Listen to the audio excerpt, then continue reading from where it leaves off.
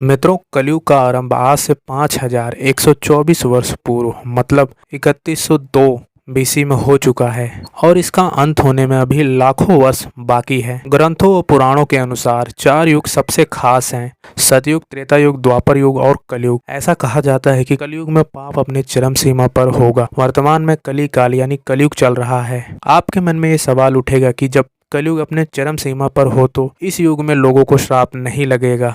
तो चलिए आज हम आपको बताएंगे कि कलयुग में श्राप क्यों नहीं लगता, क्या है इसकी वजह। दोस्तों, सतयुग में ऋषि मुनियों के पास अपार शक्ति थी और जिसका कि वे कभी भी दुरुपयोग नहीं करते थे, क्योंकि उन्हें पता था कि अगर किसी को श्राप दे दिया तो उसे भुगतना पड़ेगा। उस समय श्राप का असर इतना प्रभावी और तीव्र होता था कि श्राप देते ही उसका असर शुरू हो जाता था। उस समय केवल ऋषि मुनि ही नहीं बल्कि आम लोग भी जो पुण्य आत्मा थे वह भी घोर तपस्या और भगवान के नाम का जाप करके शक्ति प्राप्त करते थे, जिससे दूसरों का भला और बुरे लोगों का नाश हो। ऐसे अपार शक्ति अपने अंदर रखने वाले लोग कभी भी किसी का बुरा नहीं चाहते थे और सदैव दूसरों की भलाई के लिए ही सोचा करते थे। ऐसे मनुष्यों के अंदर जो शक्तियाँ थी वह सब दिव्य शक्तियाँ कहलाती थी। दिव्य शक्तियाँ बुराइयों से लड़ने की क्षमता देती है, परंतु आप खुद ही बुरा करने लगेंगे तो आपके अंदर की शक्तियाँ धीरे धीरे नष्ट होने लगेगी। मित्रों, सतयुग, त्रेता, द्वापर युग में ना तो पाप होता था और ना ही कोई इसके लिए कानून बनाया गया था,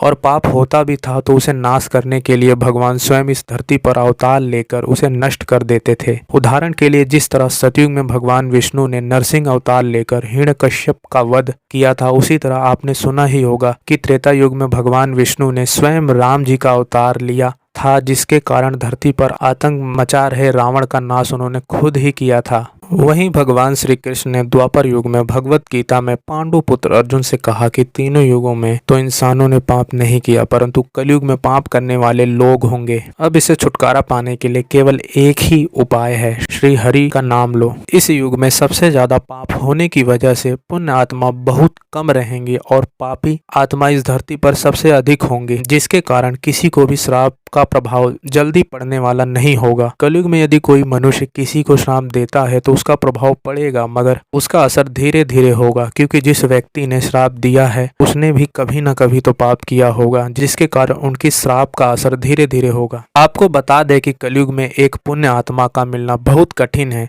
यदि आपने कोई भी पाप कभी नहीं किया होगा और आपने किसी को श्राप दे दिया तो भले ही वह श्राप ना लगे किंतु उसका असर जरूर होगा, भले ही धीरे होगा पर असर जरूर होगा। इसके लिए आपको सही समय का इंतजार करना होगा और तब आप खुद समझ जाएंगे। मित्रों, भगवान अभी भी हैं और हमारे साथ हरदम है, पहले भी थे और आने वाले समय में भी रहेंगे। हमें केवल उस परमात्मा पर भरोसा रखना चाहिए। जो व्यक्ति ईश्वर के प्रति भरोसा रखते हैं उन व्यक्तियों पर ईश्वर हमेशा नजर बनाए रखते हैं। जिस तरह मनुष्य का आशीर्वाद एक व्यक्ति के लिए शुभ योग बनाता है, ठीक इसके विपरीत यदि कोई किसी व्यक्ति को श्राप देता है तो उसके लिए अशुभ योग बनता है, जहां उसे पाप का भागीदार बनना पड़ता है। अधर्म की जीत कभी नहीं हुई है, चाहे भूतकाल हो, वर्तमान या भविष्य काल हो। यदि आप अधर्म का साथ दे रहे हैं तो आप पाप के भागीदार बन जाते हैं, किंतु आप धर्म के मार्ग पर डटे रहेंगे तो आप अधर्म को श्राप देकर दंडित अवश्य कर सकते हैं। सबसे बड़ी भूल तो वो लोग करते हैं जो धर्म में विश्वास नहीं रखते। यदि आप आशीर्वाद के विषय में विश्वास करते हैं तो आपको श्राप के विषय में भी जरूर विश्वास करना चाहिए।